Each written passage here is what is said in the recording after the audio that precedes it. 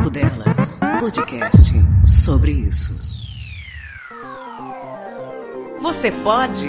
Então fique em casa.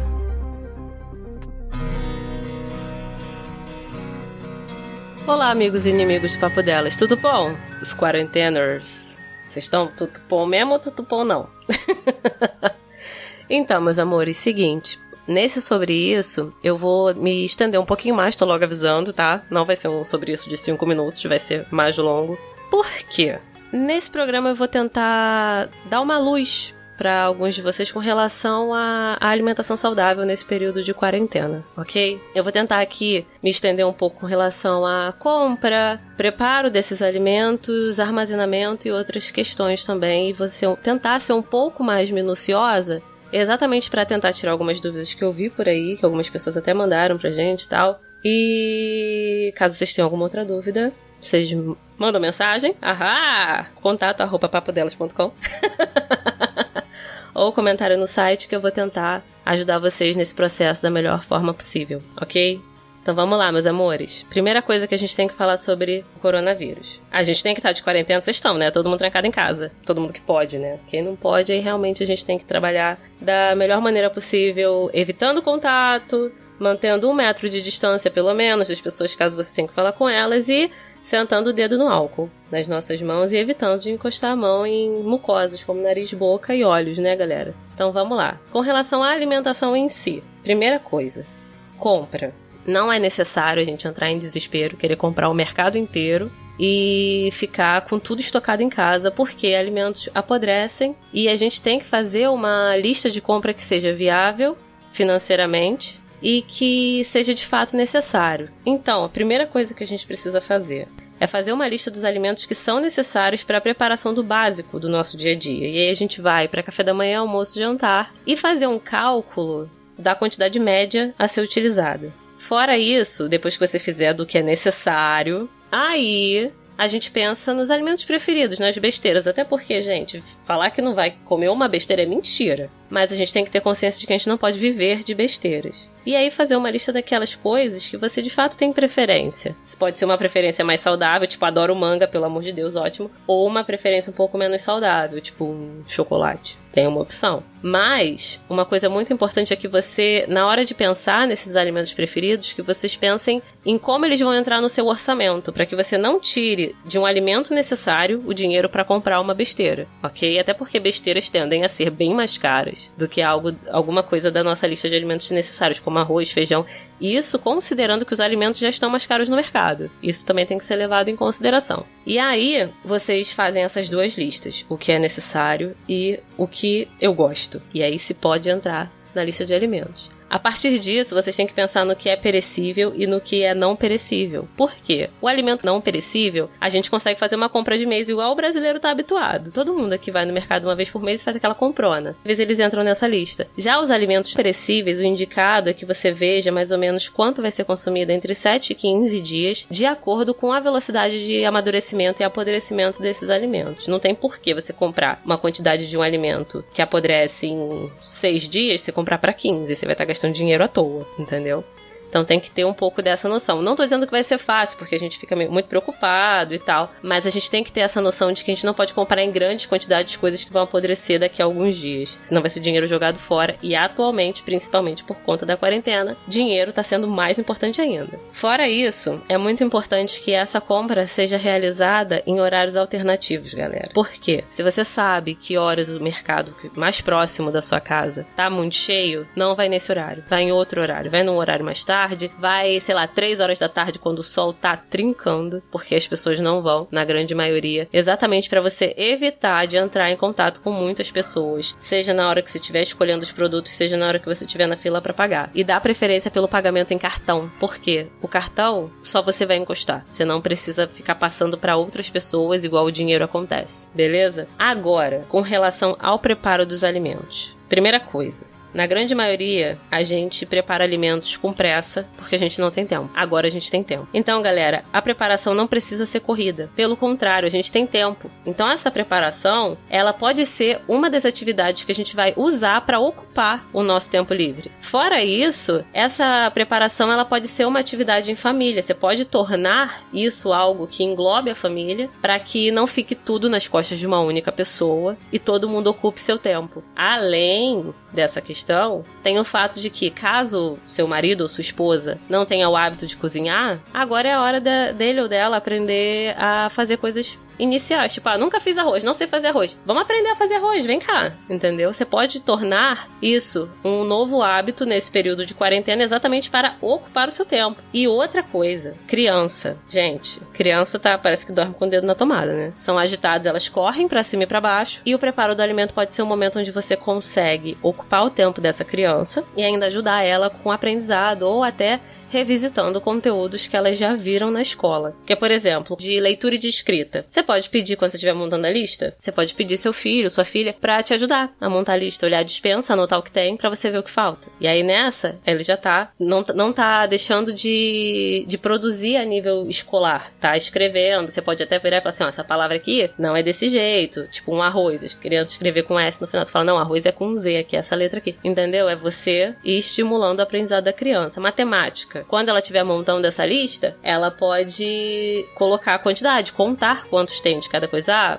Massa de tomate, tem 3 pacotes. Para uma criança que está aprendendo números, isso é estimular o aprendizado dela. Fora isso, se vocês estiverem fazendo essa oficina, digamos assim, de preparo de alimento em família, as mudanças no alimento ao longo do preparo pode ser um estímulo ao ensino de biologia. Igual quando a gente está preparando uma massa, um pão, uma pizza, alguma coisa assim, você precisa deixar a massa descansando para ela crescer, você pode falar sobre o efeito dos micro-organismos no crescimento dessa massa. Então, assim, tem como você englobar a criança nesse processo de uma maneira que ela se divirta e não de uma maneira muito padrão de escola, sabe? Senta aqui, faz esse exercício. Tem como você inserir no dia a dia de forma que ela estimule o conteúdo que ela tem que aprender de fato, ou que ela já aprendeu e você quer revisitar para quando acabar a quarentena ela não ter esquecido. E eu havia comentado que para as pessoas que não têm o hábito de cozinhar, pode ser um momento onde elas podem aprender a cozinhar. E para aquelas que já cozinham, é um momento onde a gente pode aprender novas receitas. Coisas que você falava, não tenho tempo de fazer agora, porque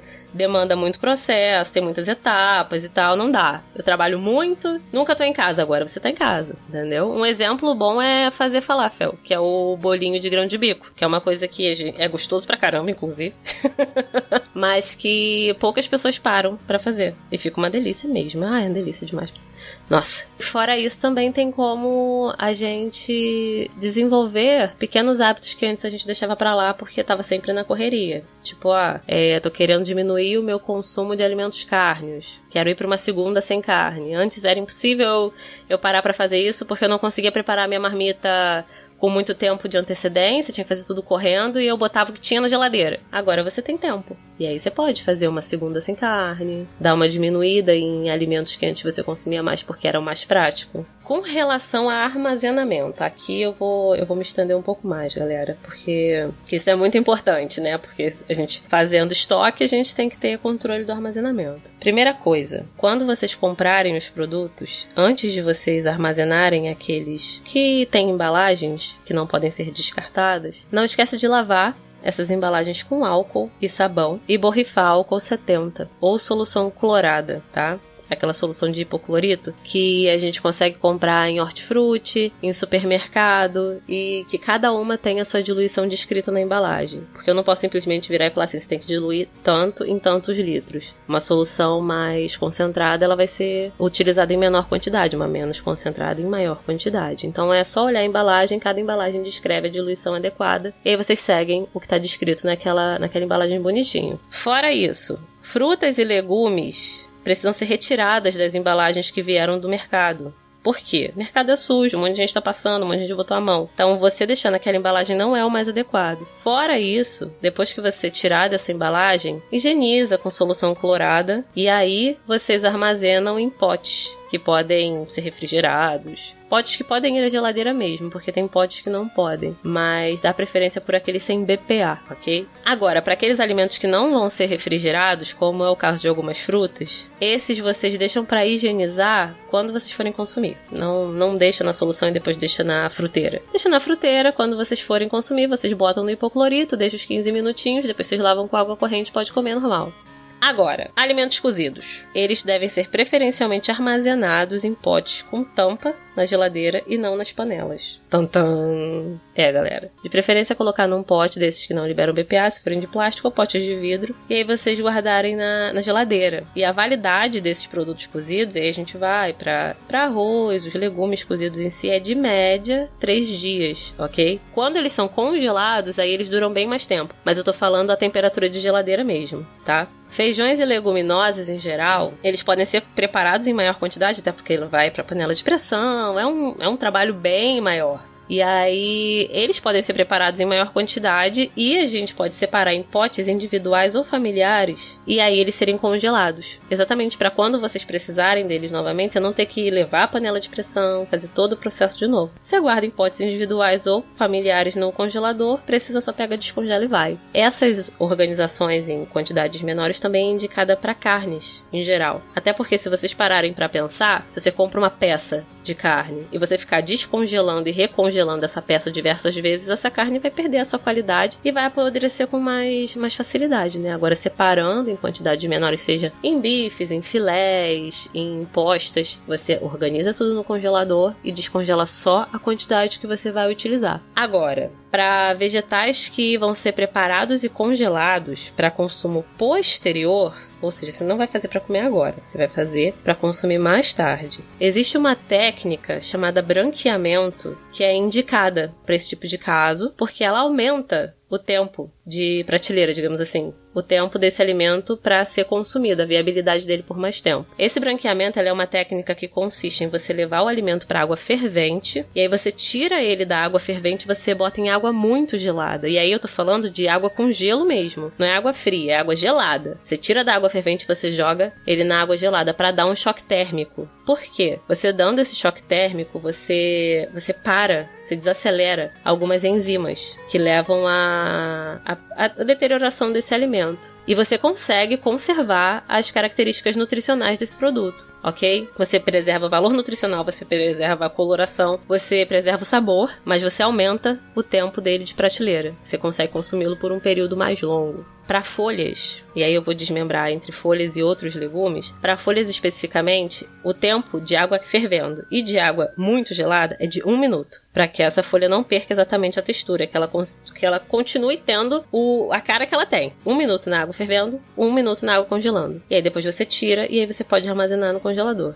Na geladeira, perdão. E para legumes cozidos, cada um vai ter um tempo diferente, mas é em média de 2 a 3 minutos, né, para ele dar uma cozinhada boa, mas ele precisa estar al dente. O que é o legume al dente? Sabe quando você está cozinhando e você vai provar e você fala, poxa, já está cozido, mas ele ainda está meio durinho, vou deixar cozinhar mais um pouco para ficar mais macio. É esse meio durinho que é o al dente, tá? E aí por que ele tem que ser preparado al dente? Porque quando você for esquentar, ele vai terminar de cozinhar. Se você congelar ele, armazenar ele já muito cozido, quando você for reesquentar, né, requentar ele vai ficar muito insosso, ele pode desfazer, dependendo de qual for o vegetal, né? Então você fica controlando, ele ficou al dente e você faz essa técnica de branqueamento. E aí depois vocês só botam pra escorrer um pouco a água e vocês conseguem armazenar na geladeira ou no freezer. E sempre etiquetar. Você branqueou, você guardou nos potinhos, bota lá, ó, foi feito no dia tal. Pra vocês terem um controle de há quanto tempo aquele produto está na geladeira e vocês não deixarem aquilo eternamente. E outra coisa importante que esqueci de falar. Antes de vocês branquearem, de vocês cozinharem esses alimentos para fazer essa técnica, já corta ele como ele vai ser consumido. Ah, eu vou consumir a cenoura em rodelas. Já corta ela em rodelas e faz a técnica de branqueamento com ela já cortada em rodelas. Vou cortar em quadradinho. Faz em quadradinho, ok? Que aí fica mais fácil para quando vocês forem preparar lá na frente, esse alimento já tá engatilhado, já tá na metade do caminho. Você só vai, ó, esquenta e tá pronto para comer. Agora, deixando de falar de armazenamento e falando diretamente sobre bem-estar. Por conta desse período nosso de reclusão, muitas pessoas têm notado um agravamento de quadro de ansiedade, de quadro de depressão, têm sentido muita angústia, e a gente também pode utilizar a alimentação como um aliado ao combate desses sintomas. Claro que a alimentação não vai substituir medicamento para quem precisa se medicar, não vai substituir terapia para quem faz terapia, não vai substituir, mas ela pode auxiliar na melhora do quadro. Isso é muito importante ser sinalizado aqui, tá? E um composto que a gente consegue ver a alimentação, que é muito bom na produção de serotonina, que é aquele hormônio do bem-estar, é o triptofano, ok? E o triptofano, ele é um alimento que a gente encontra em sementes, como semente de girassol e semente de abóbora, em castanha, em nozes, em peixe, como o salmão e o atum, em arroz integral, galera, o arroz integral, e o pão integral também, o ovo, o queijo, o amendoim, o leite e o cacau. E aí vem a galera, os chocolatras. Ai, meu Deus do céu! Então vou comer chocolate até trincar. Não, cacau. Chocolate tem cacau, obviamente. Então, se vocês quiserem consumir chocolate, dê preferência para chocolates amargos. Porque quanto mais amargo o chocolate, mais massa de cacau ele tem. O chocolate ao leite, esses chocolates mais adocicados, eles têm menos cacau, eles têm mais açúcar e gordura. Chocolate branco é só a manteiga de cacau. Então, não. Mas chocolate amargo, chocolate meio amargo, isso 80%, 70%, eles têm mais massa de cacau. Então, eles têm mais cacau, eles auxiliam tendo uma maior concentração do triptofano, ok? Então, não é pra mergulhar na caixa de bombom, ok? Eu tô falando de chocolates amargos que têm um efeito maior sobre a serotonina, a nossa produção de serotonina. Fora isso, os outros alimentos que eu falei, como alimentos integrais, castanhas, sementes, ovo, eles também são fontes de vitaminas do complexo B e de magnésio, que são compostos que auxiliam na conversão desse triptofano em serotonina, tá? Porque a gente precisa dessa função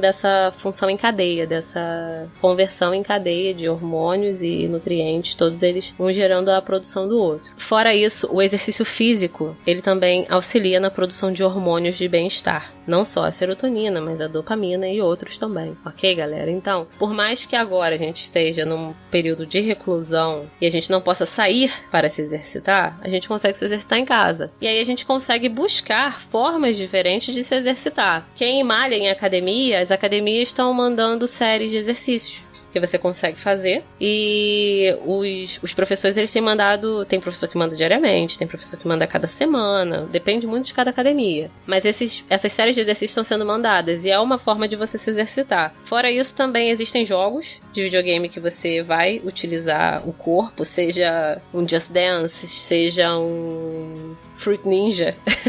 Você movimenta o seu corpo. E caso vocês não queiram nenhuma das duas opções, vocês podem fazer como eu tô fazendo, que é dançando usando o YouTube. Porque Fit Dancer, né, galera? Eu coloco as músicas do Fit Dance e eu fico dançando. Não só eu, mas eu também falo com amigas minhas que também são Fit Dancers. E a gente vai jogando juntas. A gente vai, vamos escolher uma música. Eu tô escolhendo uma, você escolhe a próxima. E a gente vai dançando juntas e vamos mantendo até a interação social, que é muito importante nesse período de isolamento. Que a gente tem que estar fisicamente isolados, mas não emocionalmente, ok? E você estar em contato com outras pessoas também melhora o seu bem-estar. Que a gente não nasceu para viver isolado. E aí, entrando nessa questão de estar em contato com outras pessoas, eu entro num ponto muito importante aqui, que foge da questão da alimentação, mas tem a ver com saúde mental e as redes sociais. Eu sei que a gente está habituado a usar rede social com frequência, mas a gente não pode agora, durante a quarentena, fazer com que isso se torne um vício e a gente se prender a elas. Principalmente redes sociais que façam com que a gente fique comparando a nossa vida com a vida de outras pessoas. Por quê? Gente, rede social, ninguém tá mal. Ninguém vai falar que tá na merda, ninguém vai falar que tá nervoso, ninguém vai falar que tá descaralhando da cabeça. Na rede social tudo é lindo. Tá caindo um pé d'água imenso, ninguém vai falar que teve que sair correndo pra tirar a roupa da corda e voltou com a gripe, com o nariz escorrendo, a coriza e a garganta toda cagada. Não. As pessoas vão falar o quê? Ai, essa chuva maravilhosa é bonita e inspiradora para ler um livro e tomar um café quentinho ouvindo o barulho da chuva caindo. Então, galera, não usem rede social com tanta frequência. Estejam em contato com os seus amigos. Mas essas redes sociais onde você tende a se comparar com outras pessoas, dá uma evitada. Porque você vai achar que tá todo mundo enfrentando a quarentena, mas que calor é mentira. Tá todo mundo passando perrengue junto, galera. Tá todo mundo passando perrengue junto. É uma novidade para todos nós, a nossa geração e a anterior e a outra também, dependendo da idade da terceira geração anterior, nunca enfrentou uma situação como essa. A gente está aprendendo a lidar com isso. E evitem principalmente ter contato com piadas sobre ganho de peso na quarentena. Por quê?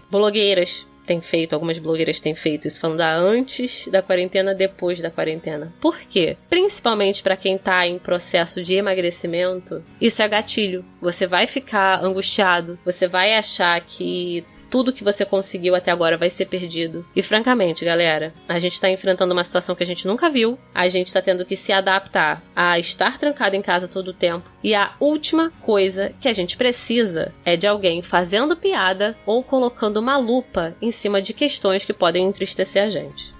Beleza, galera? Então vamos lá. Agora, depois de ter falado para caralho, que eu sei que eu falei muito, gente, eu vou dar um resumo do que a gente precisa fazer. Primeiro, fazer a base da nossa alimentação feita com produtos in natura ou minimamente processados. Até porque alimentos processados, eles são ricos em açúcares, são ricos em sódio, são ricos em gordura. E isso aí, ó, vai aumentar a nossa chance de desenvolver várias doenças crônicas não transmissíveis, como hipertensão, doença cardiovascular ou diabetes tipo 2. E a gente tem que lembrar que quando a gente fala do Covid-19, essas doenças colocam as pessoas em grupos de risco. Então, ó, base da alimentação in natura ou minimamente processado. Limitar o consumo de alimentos que sejam mais processados e evitar alimentos que sejam ultra processados ou fast foods. Fora isso, dá à alimentação o tempo que ela merece. Não correr no preparo do alimento e fazer desse momento algo mais prazeroso do que algo obrigatório. Incluir família, fazer com que isso se torne algo gostoso de se fazer e não só uma coisa que tem que ser feita ali todo dia, porque todo dia a gente tem que comer. Tá? Como eu tinha falado, reduzir consumo de gorduras, óleos, manteigas e açúcares e tentar dar uma controlada no consumo de alimentos conforto, que são esses alimentos que quando você tá muito nervoso você tende a comer. Claro que eu não vou falar pra vocês não comam, porque a gente eventualmente vai querer comer uma besteira, mas reduzir. Por quê? Pra evitar aquilo que eu falei, de doenças crônicas não transmissíveis. Ok? Eventualmente você vai querer comer um sorvete, por exemplo. Ok, come um pouquinho, mas não come o pote todo. Não come todos os dias, entendeu? É reduzir o consumo desses alimentos conforto, que tendem a ser alimentos mais gordurosos e mais açucarados. Não se comparar com as outras pessoas, porque é aquilo que eu falei, cada um tá enfrentando esse momento da melhor forma possível. E nem sempre a gente mostra as nossas fraquezas, principalmente em redes sociais. E galera, por último, mas não menos importante, né? Se vocês puderem, fiquem em casa, tá?